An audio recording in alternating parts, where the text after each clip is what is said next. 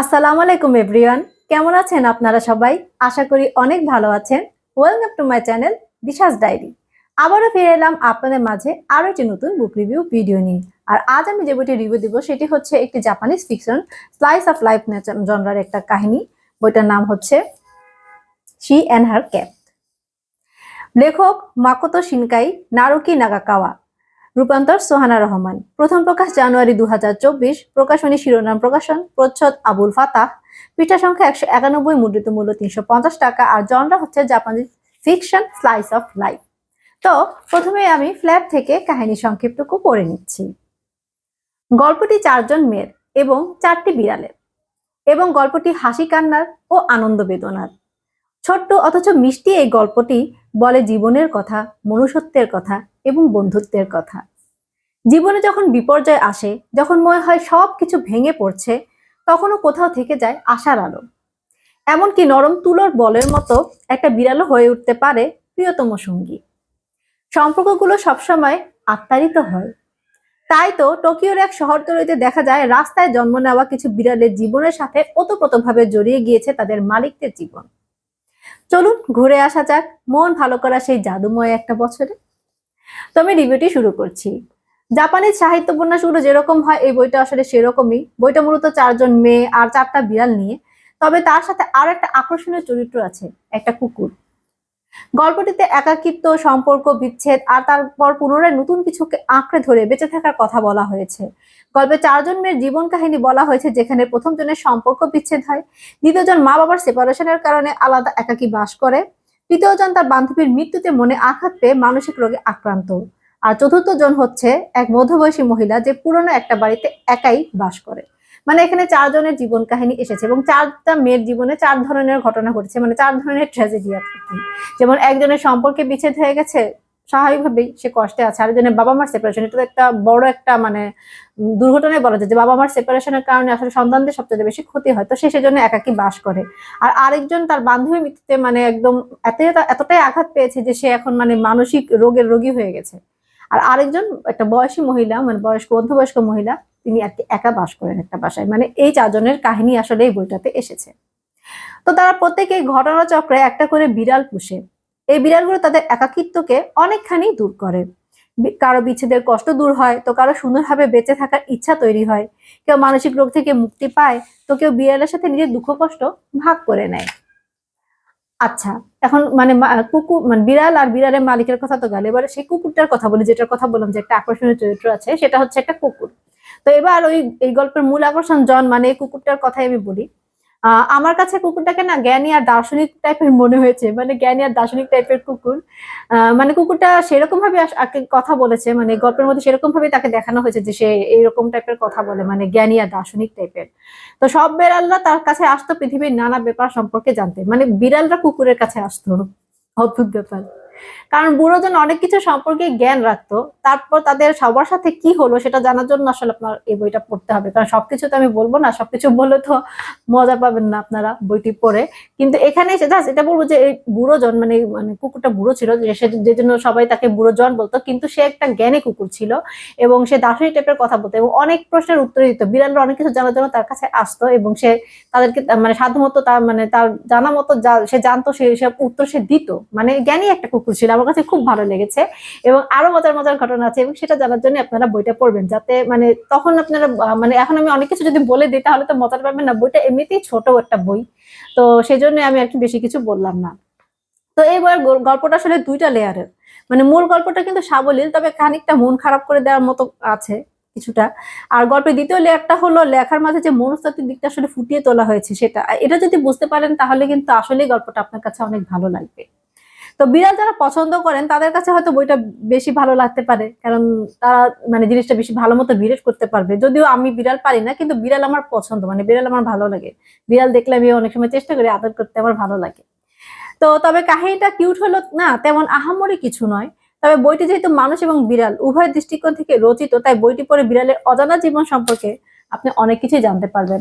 আসলে হয়েছে কি, মানে কাহিনীটার কথাটা এটা বললাম কেন, কারণ কাহিনীটা না আহামরি কিছু না, মানে অনেকটা থাকে না একদম আকর্ষণীয় অন্য টাইপের কাহিনী বা একটু মানে অদ্ভুত টাইপের বা সেরকম কিছু না, কিন্তু সাধারণ জীবন নিয়ে কাহিনী, কিন্তু অনেক কিউট একটা কাহিনী। কারণ কেন বললাম যে আমাদের যে সমসাময়িক যে জীবন বা আমাদের জীবনে যা চলছে, আমাদের জীবনের প্রতিনিয়ত যেসব ঘটনা ঘটছে মানে সাধারণ মানুষের মধ্যে, আমাদের সাথে বা আমাদের আশেপাশের মানুষের সাথে, অ্যাকচুয়ালি সেসব জিনিসই কিন্তু এখানে উঠে এসেছে। যেমন সম্পর্কে বিচ্ছেদ, এটা কিন্তু একদম সাধারণ ঘটনা এখনকার সময়ে যে সম্পর্কে বিচ্ছেদ হয়। তো সেখানে অবশ্যই সম্পর্কে বিচ্ছেদ হলে মানুষের মনে কষ্ট থাকে, খারাপ লাগে। তো তখন হয়তো মানে দেখানো হচ্ছে, তারপরে আরেকজনের যেমন দেখানো হচ্ছে যে সে তার বাবা মার কারণে, বাবা মার সেপারেশনের কারণে সে আলাদা থাকে, কারণ বাবা মা যেহেতু সেপারেটেড, তো তাকেও আলাদা থাকতে হয়। বাবা মা, কারণ বাবা মা তো একসাথে থাকে না।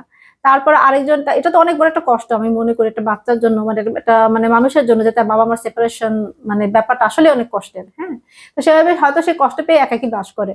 আবার আরেকজন আছে, যেমন সে বান্ধবীর মৃত্যুতে সে প্রচন্ড মানসিক আঘাত পেয়েছে, যে কারণে সে মানে একদম মানে মানসিক রোগীর মতো আচরণ করছে। আরেকজন আছে মধ্যবয়স্ক নারী, যিনি মানে একাকী থাকেন। তো একজন মধ্যবয়স্ক নারী একাকী থাকাটাও কিন্তু একটা কষ্টের, যে তিনি একা থাকছেন, তার সাথে কেউ নেই, সবকিছু একাই করছেন।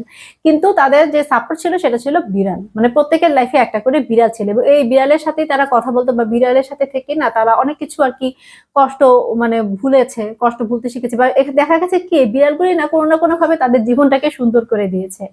তো এই জিনিসটা আমার কাছে খুব ভালো লেগেছে। আর যে কুকুরটার কথা বললাম, ওই কুকুরটা আসলে অনেক ইন্টারেস্টিং একটা ক্যারেক্টার, কারণ সে অনেক জ্ঞানী জ্ঞানী কথা বলতো, অনেক দার্শনিক টাইপের কথা বলতো, এবং আমার কাছে কিছু কিছু মানে তার ডায়লগ খুব ভালো লেগেছে, মনে হয়েছে যে দারুণ দারুণ কথা বলছে কুকুর হয়েও। এখানে আসলে দেখানো হয়েছে যে মানে বিড়াল, অ্যাকচুয়ালি বিড়াল বা কুকুরের মন মানসিকতা কিরকম সেটা তো আসলে আমাদের মানুষের বোঝার কথা না। তারপরে লেখক আসলে চিন্তা করেছেন যে কিভাবে মানে জিনিসটা হয়তো মানে একটা দেখানো হয়েছে যে বিড়ালের সাথে বা কুকুরের সাথে আমাদের মানে মনস্তাত্ত্বিক যে একটা সম্পর্ক। অ্যাকচুয়ালি যারা পালে তারা কিন্তু জানে, অ্যাকচুয়ালি যারা মানে তারা, আমি যেটা দেখেছি, যে আমি নিজে বিড়াল কুকুর কখনো পালিনি, কিন্তু আমি দেখছি যারা পালে তাদের, তারা আসলে একদম নিজের সন্তানের মতো মনে করে, এবং খুব ভালো তাদের একটা বন্ডিং থাকে।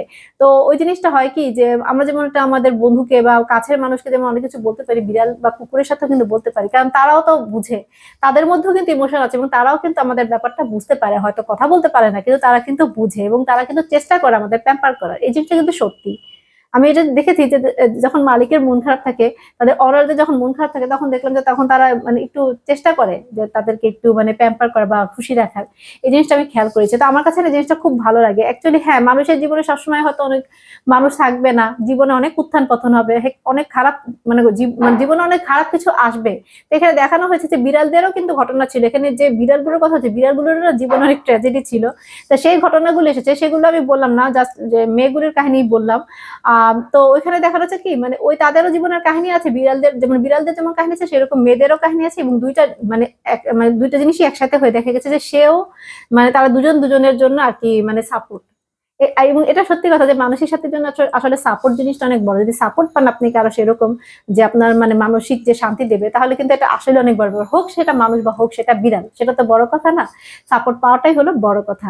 এবং সুন্দর একটা গল্প আমি বলবো, অবশ্যই খুবই সুন্দর একটা গল্প। এখন ইদানিং আমি জাপানিজ সাহিত্যগুলো পড়ি, এবং আমার কাছে আসলে অনেক ভালো লাগে, মানে গল্পগুলি আসলে অনেক সুন্দর। কারণ মানুষের জীবন, আমি তো বললাম যেটা স্লাইস অফ লাইফের কাহিনী, মানে জীবনের যে টুকরো টাকরো ঘটনা না, সেগুলি নিয়ে এই বইটা। আসলে তো একজনের এক একটা জীবনের মানে টুকরো টুকরো ঘটনা, এক একটা ঘটনা নিয়ে কিন্তু এই বইটা মানে লেখা হয়েছে, এবং আমার কাছে খুবই ভালো লেগেছে যে খুব সুন্দর একটা কিউট কাহিনী মানুষের জীবনের, বা মানুষ যেমন কখনো সমস্যা পড়লে বা কষ্টে পড়লে কিভাবে সেখান থেকে মানুষ উঠে আসবে, তার লাইফে সে দাঁড়াবে, মানে ফিরে ঘুরে দাঁড়াবে, এবং সুন্দর করে তার জীবনটা সে মানে চালিয়ে নিয়ে যাবে। এটাই আসলে এই বইতে এসেছে। তাই মনে করি বইটা আসলেই মানে যে কেউ পড়ে দেখতে পারেন, কারণ খুব সুন্দর একটা মানে কাহিনী। মানে ওই যে বললাম না যে মানে অতটা আহামরি কিছু না, কিন্তু কিউট একটা কাহিনী, মানে জীবনের কাহিনী বলে এখানে।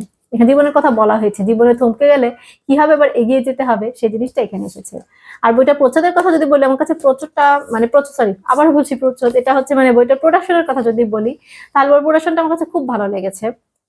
শিরোনাম বহির প্রকাশন, মানে বইটার যে কভারটা না ভাই, আমার যেটা সবচেয়ে বড় কথা, যেটা প্রচ্ছদটা, আমার কিন্তু প্রচ্ছদটা অনেকে বলে যে কিউট প্রচ্ছদ দেখে কিনে, আমি অবশ্য প্রচ্ছদ দেখে কখনো বই কিনি না। আমার কাছে যে কাহিনী ভালো মনে হয় যেটা, সেটাই আমি আসলে কিনি, যেটা পড়তে ইচ্ছা করে সেটাই কিনি, প্রচ্ছদটা আমি দেখি না। কিন্তু প্রচ্ছদ যদি সুন্দর হয় না, তাহলে আসলে বইটা পড়তে আমার মনে হয় আরো বেশি ভালো লাগে। যেমন এই বইটা কি কিউট, একে তো এটা সাইজটা আমার খুব ভালো লেগেছে, ক্রাউন সাইজ, একদম হাতে নিয়ে পড়া গেছে, মানে আমি হেঁটে হেঁটেও বইটা পড়তে পেরেছি। এবং বইটার যে মানে এই যে হ্যাঁ, প্রচ্ছদটা অনেক সুন্দর লেগেছে আমার কাছে, একটা কিউট কালার, এবং তার মধ্যে কিউট একটা ছবি, একটা মেয়ে বই হাতে বসে রয়েছে, তার সাথে বিড়াল। আমি তো সারাক্ষণ বই হাতে বসে থাকি, যদি আমার একটা বিড়াল থাকতো তাহলে এরকম একটা ছবি আমিও তুলতে পারতাম। তা এটা মানে আমার কাছে খুব ভালো লেগেছে, পিছনে একটা বিড়ালের ছবি আছে। আর হ্যাঁ, পৃষ্ঠাগুলিও না মানে ভালো, সুন্দর। বইটার বাঁধাই টাধাই সব ঠিক আছে, তবে শিরোনাম প্রকাশনে যে জিনিসটা আমার কাছে একটু মানে খারাপ লাগে সেটা হচ্ছে বানান ভুল থাকে অনেক। অনেক সময় বানান ভুল থাকে, মানে আবার আগে বা শব্দ দেখা যায় উল্টোপাল্টা থাকে, মানে এক জায়গাটা আরেক জায়গায় চলে যায়, বা দেখা যায় যে নামে ভুল থাকে। আর জাপানিজ বইগুলিতে সমস্যা কি, এখানে নামে ভুল হলে না অনেক বড় সমস্যা, কারণ অনেকের নাম না একই রকম থাকে, আবার বোঝা যায় না যে কে কোনটা। তো নামে যদি গরমিল হয়ে যায় না তখন আরো একটু মানে বুঝতে সমস্যা হয়। এখানে আমি মানে এই শিরোনাম প্রকাশনে একটা সমস্যা আছে, বানানে ভুলটা একটু বেশি। তবে আমার এছাড়া আমার মনে হয় আর কোনো সমস্যা নেই, বানান ভুল থাকে।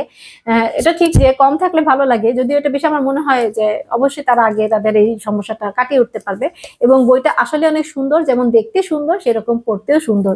তো চমৎকার একটা বই রিভিউ কিন্তু আমি দিয়ে দিলাম। তো আপনারা কিন্তু এটা অবশ্যই পড়বেন। আমি বলছি যে এটা রিকমেন্ডেড করলাম, মানে এটা স্লাইস অফ লাইফ জনরার কাহিনী, তো তাই আপনি মানে আপনার নিজের সাথে রিলেট করতে পারবেন, আপনার লাইফের সাথে হয়তো মিলেও যেতে পারে, এবং আপনিও হয়তো কখনো যদি কোনো জায়গায় কিছুতে থমকে যান তো আপনিও এটার উপায় চিন্তা করতে পারবেন যে কিভাবে আসলে আপনি লাইফে এগিয়ে যেতে পারবেন। কারণ জীবন থমকে যাওয়ার নাম নয়, জীবন কিন্তু চলার নাম।